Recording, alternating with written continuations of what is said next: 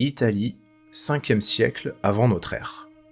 À proximité de Rome, un groupe de sénateurs se dirige vers une terre agricole afin d'y rencontrer un paysan qui est en train de labourer ses terres. La raison de cette rencontre est simple. Les sénateurs veulent demander à ce paysan d'accepter les pleins pouvoirs et de devenir dictateur. Dans quel but ? Sauver Rome et son armée d'un conflit qui pourrait changer le destin de la cité éternelle. Et non, cette scène n'est pas tirée d'un péplum, mais ce serait réellement déroulé puisqu'elle nous vient des textes d'auteurs antiques comme Tite-Live ou bien Cassius Dio, Dion Cassius pour les intimes. Alors que viennent faire ces sénateurs au milieu d'un champ de bouse, et qui est ce paysan vu comme un sauveur ? Eh bien on voit ça tout de suite. Lucius Quinctius Cincinnatus, que j'appellerais Cincinnatus pour simplifier, né en 519 avant Jésus-Christ dans une Rome en pleine transformation. La République romaine, encore jeune, est en lutte constante contre des menaces externes, notamment des Èques. Il s'agit d'un peuple de montagnards vivant à l'est du Latium, dans la région des monts Apennins, qui sont parmi les ennemis les plus persistants de Rome à cette période. En fait, les Èques effectuent régulièrement des incursions sur le territoire romain, pillant les campagnes et s'opposant à l'expansion romaine. Sur le plan interne, des tensions existent également entre les patriciens, la classe aristocratique dont Cincinnatus est issu, et les plébéiens qui réclament plus de droits.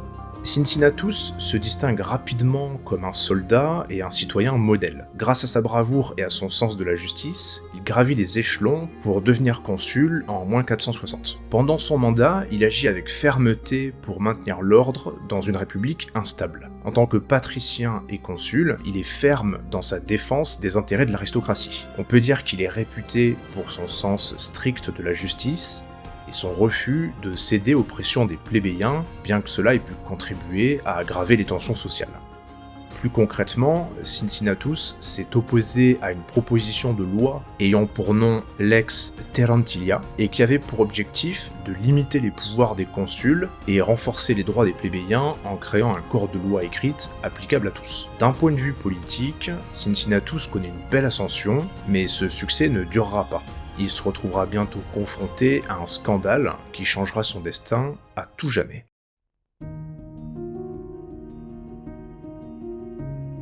Le fils de Cincinnatus, Caesio Quinctius, est accusé de violence contre des plébéiens, et en particulier contre des tribuns de la plèbe, qui sont des représentants élus pour défendre les droits des classes inférieures. Ces actes incluent des coups et des menaces visant à empêcher les tribuns d'exercer leurs fonctions. On peut dire que ça symbolise l'opposition féroce entre les patriciens, dont Caesio est issu, et les plébéiens qui revendiquent plus de droits politiques. Bien qu'il soit décrit comme talentueux, Caesio semble arrogant et son mépris envers les plébéiens le rend très impopulaire parmi les classes inférieures.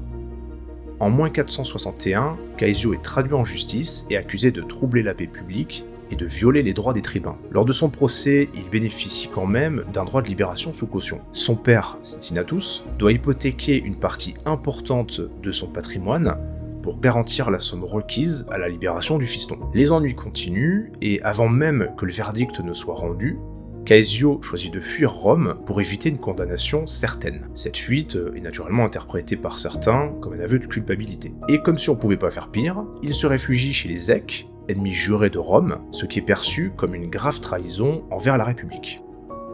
La fuite de Caesio a évidemment des répercussions irréparables pour son père. Cincinnatus perd les biens hypothéqués pour la caution de son fils, ce qui le ruine, lui et sa famille. Contraint par sa situation, ruiné et la réputation familiale entachée par son fils, Cincinnatus se retire de la vie publique et part vivre en tant que simple fermier sur une parcelle de terre à la campagne, en travaillant la terre de ses propres mains. Pour autant, malgré tous ses malheurs, le destin n'en avait pas fini avec lui.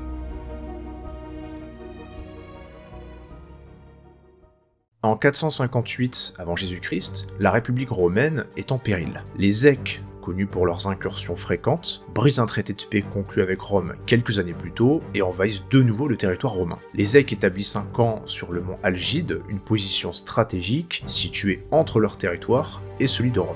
Ils lancent une offensive contre les forces romaines, qui sont alors sous les ordres du consul Lucius Minucius Esculinius Augurinus, excusez du peu, et ce pauvre bougre se retrouve assiégé dans son propre camp. La menace des Èques ayant été sous-estimée, les forces romaines s'avèrent insuffisantes pour les repousser.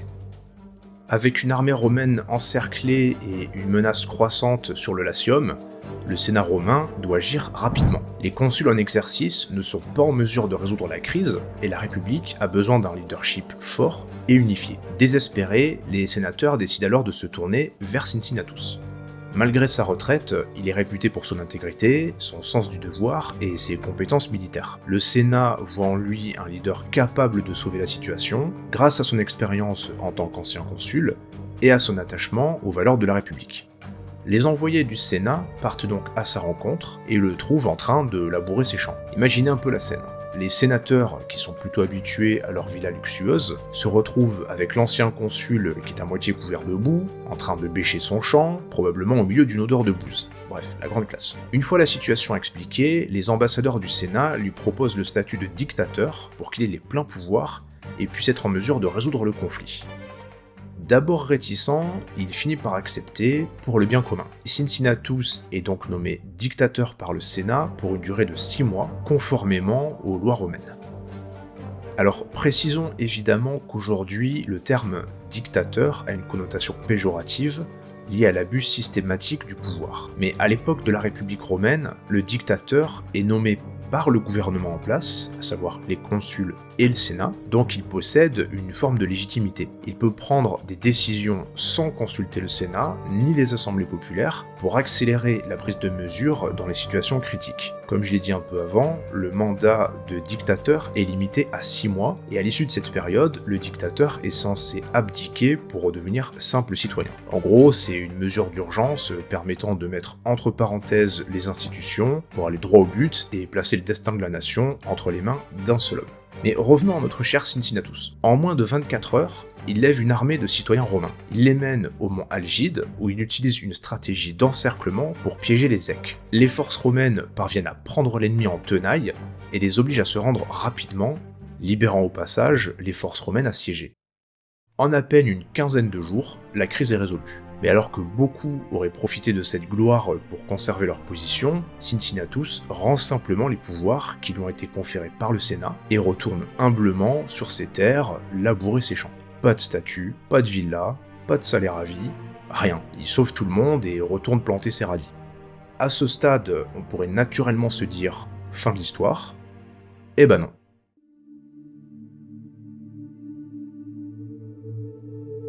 Une vingtaine d'années plus tard, en moins 439, une nouvelle crise frappe Rome. Et oui, il reste pas en paix bien longtemps. En fait, à cette période, Rome traverse une période de crise économique et sociale, marquée par une grave famine qui affecte surtout les plébéiens, déjà fragilisés par les inégalités sociales.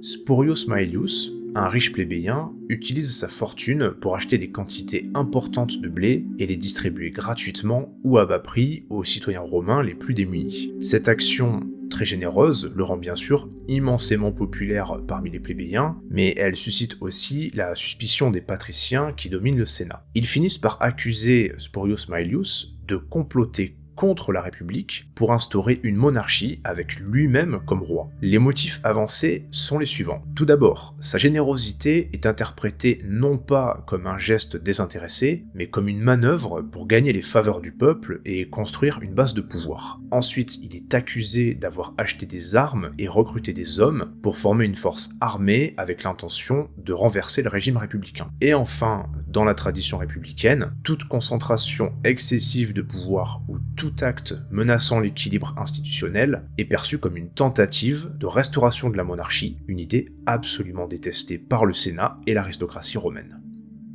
Face à cette menace présumée, le Sénat prend des mesures décisives. Il décide de rappeler à nouveau Cincinnatus pour contrer ce supposé complot.